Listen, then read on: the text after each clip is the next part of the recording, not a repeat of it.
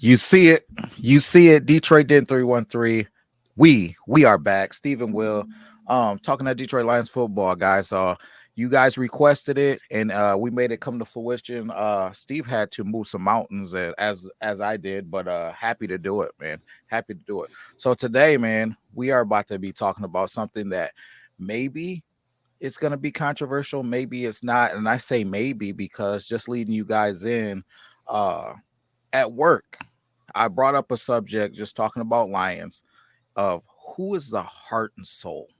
Who's the heart and soul of the Detroit Lions? And full transparency, Steve and I talked about it a little bit before we got on. And I know who he thinks that it is. But oddly, many of the people that we spoke to said that they think that it's Amon-Ra St. Brown. They think that it's Aiden Hutchinson. And I even heard some other people, but to me, those are the only two that really could be in the conversation, in my opinion. So before we get moving, please put it in the comments right now before we state our piece. Who do you believe the Detroit Lions heart and soul player is? Who is the heart and soul of the Detroit Lions from a player standpoint? And don't just put their name, elaborate, because as we say all the time, we love to have some positive and peaceful banter. So you've seen the thumbnail. We're saying it's Penei Sewell. Steve, do you have any supporting facts, comments, statements on why you think it's Penei?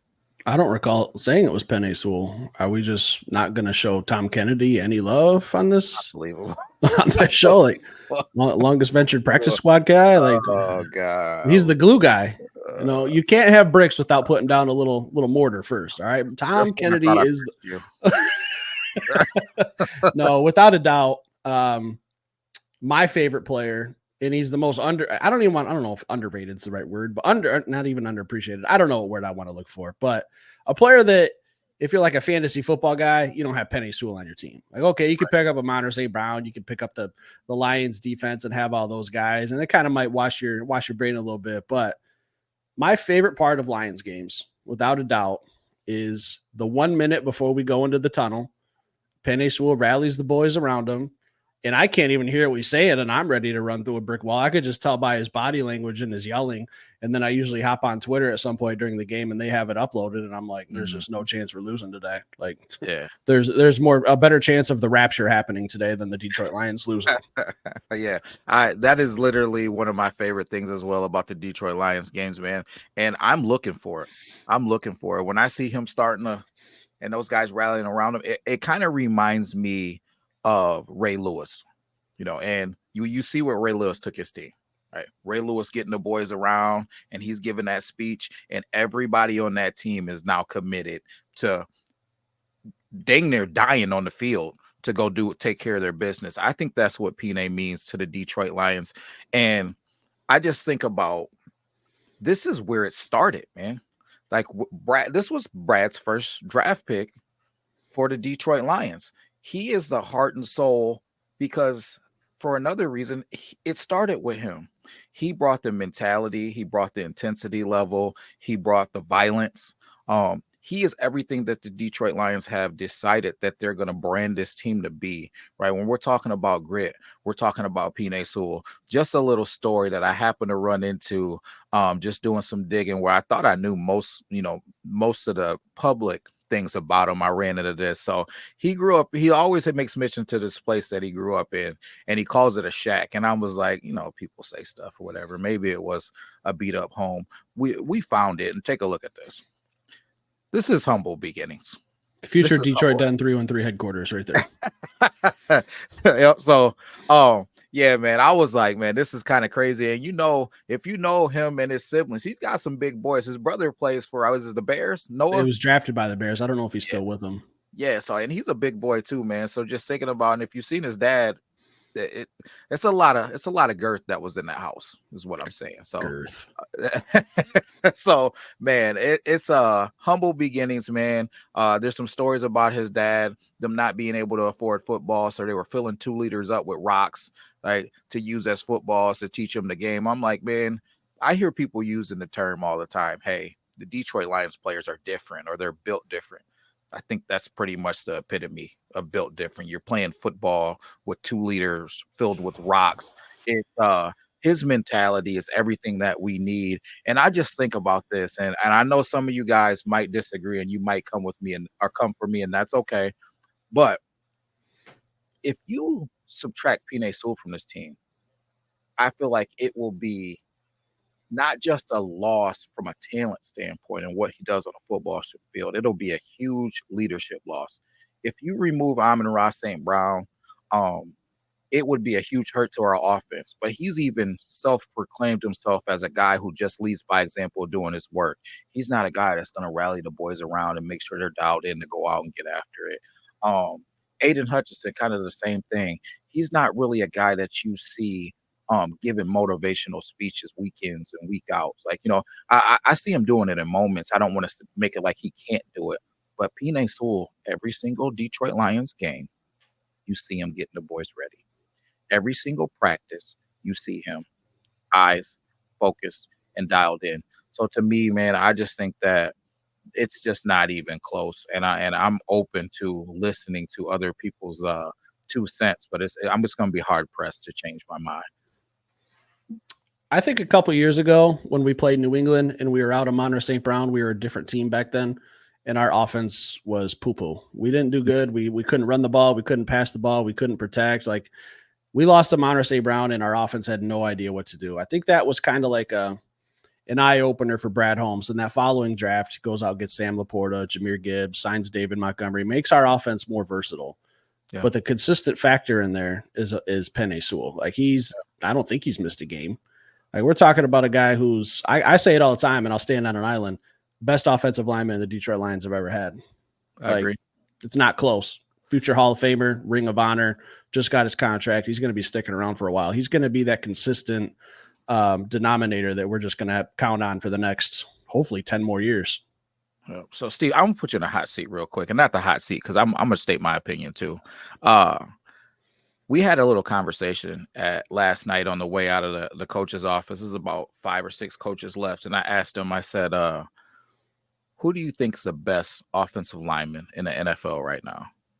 And I got a lot of answers. A lot of people said Trent Williams. I heard Tristan Wirfs. Who do you think that it is? Penei Sewell. Next question.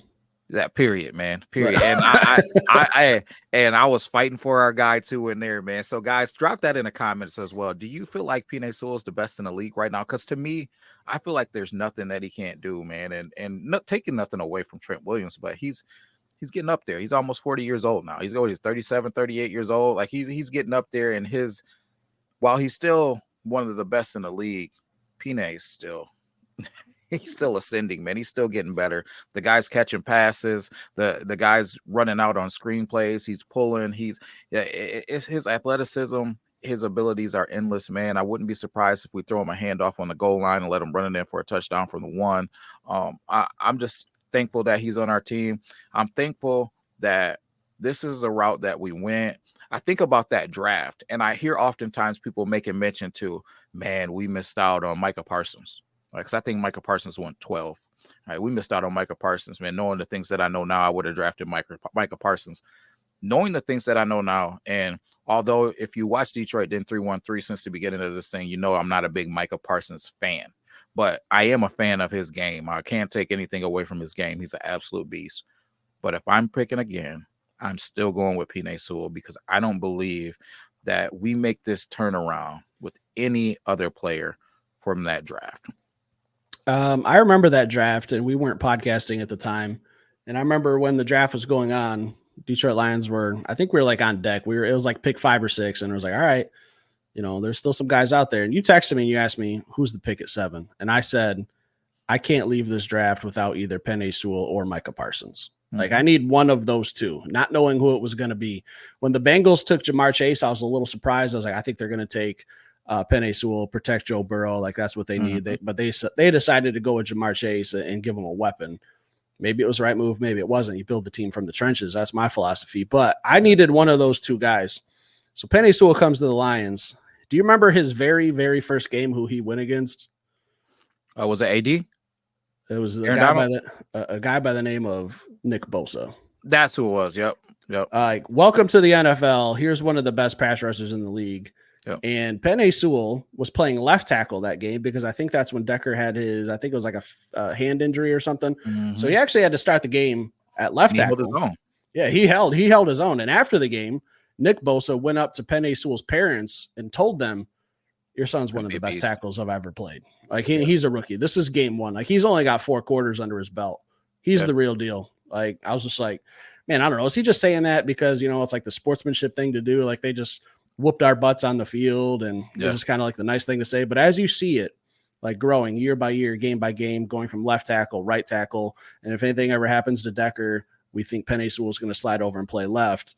Without a doubt. He's the best in the league. Like, and that's been the story of his career, man. Like even going back to college at Oregon, he was a guy who didn't enroll early, like most kids, because he was in Utah and Utah goes to school a little bit longer. So he didn't get the opportunity to enroll early.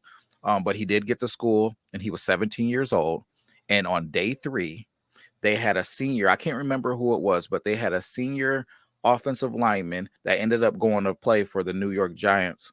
And he went to the coach's office and said, Penei Sewell needs to be in the starting lineup. Like he's an absolute monster. So, I mean, he's imposed his will everywhere he went. I remember we were celebrating when we drafted him. We were happy about it. And there was a lot of people like, oh man, we drafted another lineman, like, just saying all the other stuff that they wanted. So, man, again, just thankful he's here for the Detroit Lions. And I think it's hands down, like we've both said, man, he is the heart and soul of this Detroit Lions. Love Amon-Ra St. Brown, love Aiden Hutchinson. But that's the take here. I mean, you got anything else? My last thing is I just feel like a lot of football fans, and I'm not trying to call anyone out, are kind of just brainwashed by like fantasy football, betting. And like when people don't get excited about offensive linemen, I think that's why. You got to build a team from the trenches. Like that's where games are won. Defensive line, offensive line. If you can't control that, you're not running the ball, you're not protecting your quarterback, or on the vice versa, you're either getting after the quarterback and stopping the run. Like it's the most important two phases of the game, offensive line, defensive line. It's not sexy, but it's worth every single dime. And I think it's just because people look at it and say, oh man, like I can't draft Penei Sewell on my football team, or I can't get on DraftKings and make a bet that Penei Sewell has 3 pancake blocks this game. Like it's just not sexy in that as you should, but I'd probably take the over on 3 pancake blocks, but I don't know. We'll see. Maybe DraftKings puts that out there. That's all I got. Yep. You guys heard it, man. Detroit Den 313 says Penei Sewell is the heart and soul of the Detroit Lions. Drop it in the comments whether you agree or disagree. We'll be back with another episode. Peace. Bye.